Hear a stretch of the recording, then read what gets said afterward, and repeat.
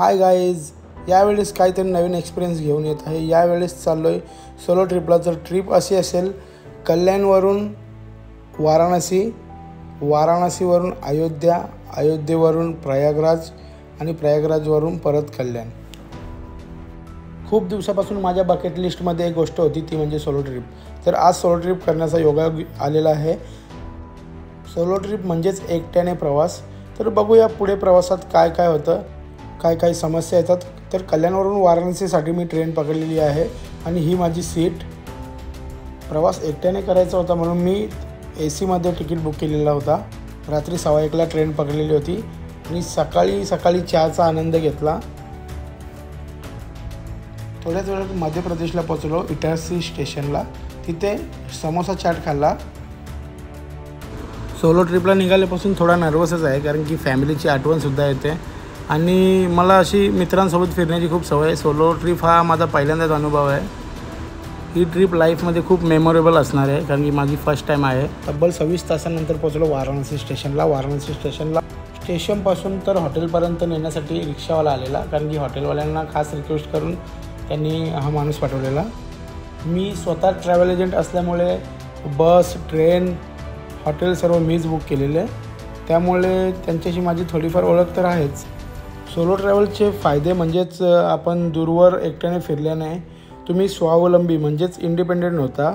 आपली स्वतःची काळजी आपण घेऊ शकतो, ही खात्री आपल्याला पटते।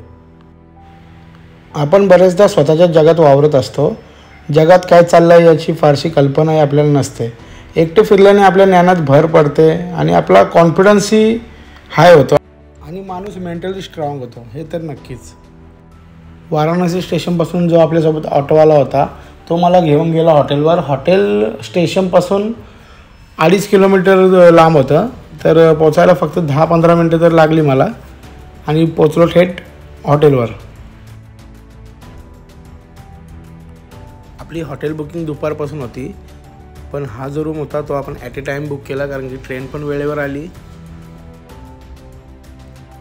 तुम्ही बऱ्याचदा इतक्या सुरक्षित वातावरणात वाढलेले असता की एखादी गोष्ट मिळाली नाही तर तुमचा थैट सुरू होतो, तुम्हाला राग येतो। पण एकटे फिरताना तुम्ही रागवाल तरी कोणावर, चिडचिड कराल कोणावर। त्यामुळे असं एकटं फिरणं तुम्हाला संयम कसा बाळगावा ते शिकवतं। पेशन्स लेवलसुद्धा वाढते। पहाटेचे 4:15 वाजलेले, तरी पण 20-25 लोक गंगा स्नान करण्यासाठी आलेले, कारण की 6-7 वाजता तर खूप गर्दी होते केदार घाटावर गंगा स्नान करण्यासाठी। तर मी पण गंगा स्नान करून घेतो। मी आधी ट्रायपॉड लावला व्हिडिओ शूट करण्यासाठी, मग गंगेमध्ये उतरलो।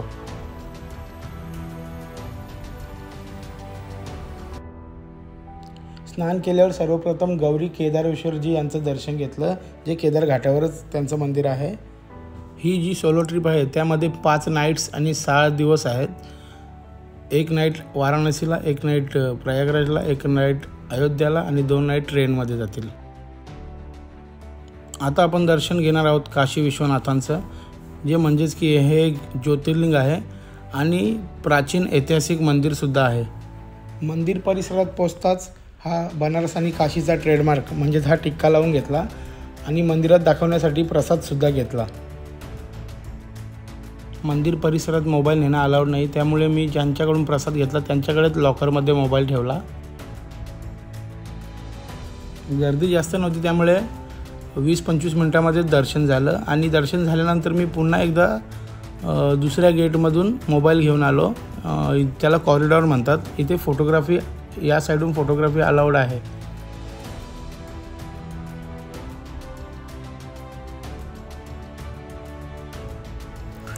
एकटा फिरत असल्यामुळे एक समस्या खूप जाणवली, ती म्हणजे फोटो किंवा व्हिडिओसाठी कोणाला कन्व्हिन्स करणे। मंदिरातून निघाल्यानंतर मी सायकलवर गेलो मार्केटमध्ये। सकाळपासून ब्रेकफास्ट केला नव्हता, त्यामुळे खूप भूक लागलेली आणि इथल्या लोकल लोकांचं सजेशन घेतलं आणि त्यांना विचारलं की नाश्ता करायला कुठे जाऊ। तर त्यांनी सजेस्ट केलं की राम भंडार, जिथे कचोरी, समोसे, जिलेबी खूप चविष्ट असतात। त्यांचं शॉप खूप गलीमध्ये आहे, कारण की ॲक्च्युली बनारसमध्ये खूप गलीतूनच प्रवास करावा लागतो। तर मी थेट पोचलो द राम भंडार येथे। तुम्ही पब्लिकचा रिस्पॉन्स तर पाहू शकता, खूप गर्दी होती। तिथे जाऊन मी ट्राय केली आलू कचोरी चाट, खूपच छान होती। त्यानंतर मी निघालो कालभैरव येथे जायला. कालभैरव यांना काशी विश्वनाथांचे कोतवाल मानले जाते, म्हणजेच रक्षक मानले जाते. इकडे येऊन कालभैरवांचे दर्शन घेणे अनिवार्य असते, त्यामुळे मी थेट गेलो कालभैरवांच्या दर्शनाला. दर्शनासाठी बरीच मोठी रांग लागली होती आणि तिकडे जाऊन मोबाईलमध्ये फोटो किंवा व्हिडिओ घेणे पण शक्य नव्हतं. तुम्ही भिंतीवर कालभैरवांचं छायाचित्र बघू शकता. त्यानंतर मी गेलो मणिकर्णिका घाट येथे. इथे दिवसाला शेकडो लोकांच्या चिता जाळल्या जातात आणि त्यासाठी किती लाकडं लागतात तुम्ही बघू शकता. लाकडांचा किती स्टॉक करून ठेवतात. कधी बनारस किंवा वाराणसीला आलात तर या मणिकर्णिका घाटाला नक्की भेट द्या. मार्केटमध्येच लंच करून मी पोचलो आधीच बुक केलेल्या हॉटेलमध्ये, ज्याचं चेक इन दुपारपासून चालू होणार होतं. तुम्ही हॉटेल बघू शकता. संध्याकाळच्या वेळेत मी पोचलो गदोलिया मार्केटमध्ये. हे सर्वात मुख्य मार्केट आहे. नंतर मी ट्राय केली इथली पहलवान लस्सी. ही सुद्धा खूप फेमस आहे आणि याची टेस्ट तर एकच नंबर.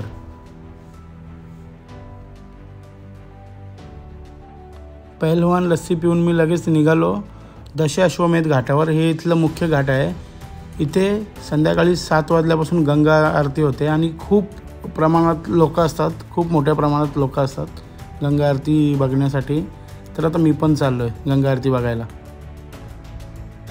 ये भैया हम बोट वाला है। हाँ। ये मेरे कस्टमर है, हम इनको ले जा रहे हैं अपने बोट पे आरती दिखाने के लिए। ये बोल रहे हैं कि गंगा आरती बोट में से देखो, बोट में बैठ के। तो चलो देख लेते हैं इनका बोट कैसा है। सोचेंगे मेरा 2 किस्म का बोर्ड है, नॉर्मल बोर्ड है, एक चेयर बोर्ड है, जिसमें आपको बैठना आपको अच्छा लगे बैठा देंगे। अच्छा कौन सा वाला है? अच्छा आपको अच्छा पड़ेगा चेयर बोर्ड, हाउस जिसे बोलेगा हाउस बोट बोला जाता है। हाउस बोट? हाँ सर। तो चलो देखते हैं, पहले बोट देखेंगे फिर सोचेंगे बैठना है कि नहीं। तो मुझे तो गंगा घाट पे से मतलब आरती करना था, तो अभी आप बोल रहे हैं कि बोट पे, तो देखते हैं। चलो आइए देखते हैं इनका बोट कैसा है। वही दशाश्वमेध घाट पे ही है? दशाश्वमेध घाट पे। ओके चलेगा। कितना दूर है घाट यहाँ से? चलिए चलेगा, ठीक है। इस भैया जी ने व्यवस्था किया है हमारा आगे बैठने का बोट में। आगे में सीट है हमारा, ठीक है आइए। गंगा आरतीसाठी घाटावरून गंगा आरती करण्याचा विचार होता, पण बघितलं सर्वजण बोटमधून करतात। फर्स्ट सीट भेटली आहे, फर्स्ट सीट। बोटमधूनच गंगा आरती बघूया, कारण की घाटावर खूप गर्दी आहे। आप भी आज का देंगे, कल आपको आगे का चेक दे देंगे। बघूया काहीतरी नवीन एक्सपिरियन्स घेऊन बघतोय। गंगा आरती करण्यासाठी हळूहळू लोक येत होती। बघता बघता जवळपास 7-8 हजार लोक ॲट अ टाईम तिथे उपस्थित होती। आणि मेन म्हणजे गंगा आरती नेहमी खाली होते, पण काहीतरी भरतीचा दिवस होता, त्यामुळे गंगा आरती त्या लोकांनी वरतून केली। म्हणजे जेव्हा जेव्हा पाणी जास्त असतं तेव्हा तेव्हा गंगा आरती वरती होते, नाहीतर नेहमी। त्यानंतर रात्री मी पुन्हा आलो मार्केटमध्ये। भूकसुद्धा लागली होती, त्यामुळे मी गेलो एका रेस्टॉरंटमध्ये। रेस्टॉरंटचं नाव होतं दावत रेस्टॉरंट। खूप चांगलं होतं जेवण, थोडं कॉस्टली होतं, पण रेस्टॉरंट छान होतं। मी तिथे व्हेज बिर्याणी खाल्ली। बिर्याणीची टेस्ट बघून असं वाटलं नाही की मी महाराष्ट्र बाहेर आहे। आजचा दिवस खूप छान गेला। बनारसी फिरून झाला आणि काशी विश्वनाथांचं दर्शन पण झालं। जशी प्लॅनिंग केलेली आयटनरीच्या हिशोबात आजचा दिवस गेला। उद्या थोडंसं 2-3 ठिकाणं आहेत फिरायचं आहे आपल्याला बनारसमध्ये, त्यानंतर अयोध्येला जायचं आहे। तर भेटूया उद्या। Good night. Good morning guys. तर वाजला सकाळचे 5:30 आणि मी चाललो आहे संकटमोचन हनुमानजी यांचं दर्शन घ्यायला। रिक्षामध्ये बसलोय, तुम्ही बघू शकता। वाराणसीला आलोय तर संकटमोचन हनुमानजी यांचं दर्शन घेणं गरजेचं आहे।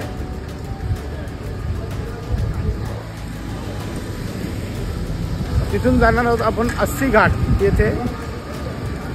आज गंगा स्नान नाही केलं। आता पोहोचतोय संकटमोचन हनुमानजी यांच्या मंदिरात। तुम्ही मंदिर बघू शकता, पण आतमध्ये मोबाईल नेणं अलाउड नाही, त्यामुळे इथपर्यंतच मी व्हिडिओ काढू शकलो। हा आहे अस्सी घाट। इथे सुद्धा लोक स्नान करण्यासाठी येतात। बरेचसे पर्यटक भेट द्यायला येतात इथे। सकाळी सकाळी इथे सांस्कृतिक कार्यक्रम किंवा भजन पण असतात। आज पण काहीतरी संगीताचा कार्यक्रम आहे।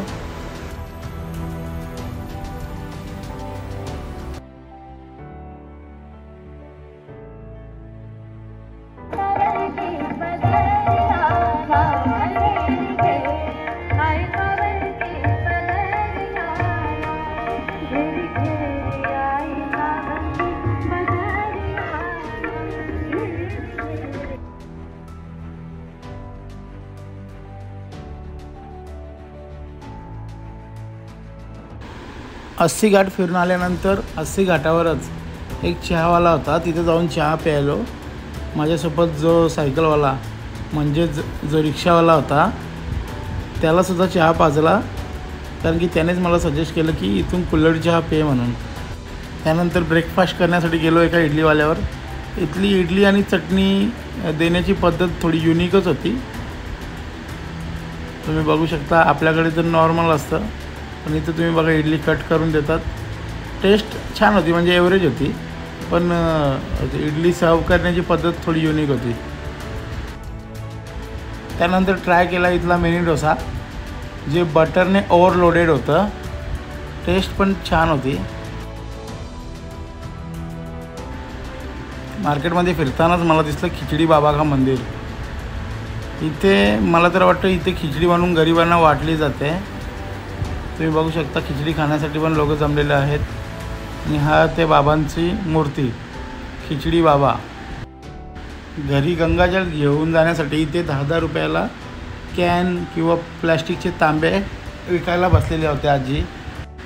त्यांच्याकडून एक कॅन घेतला आणि माँ गंगादेवी मंदिरात गेलो, त्यांना जल दाखवून सोबत घेऊन आलो। आता बनारसमधून निघतोय अयोध्येला जाण्यासाठी।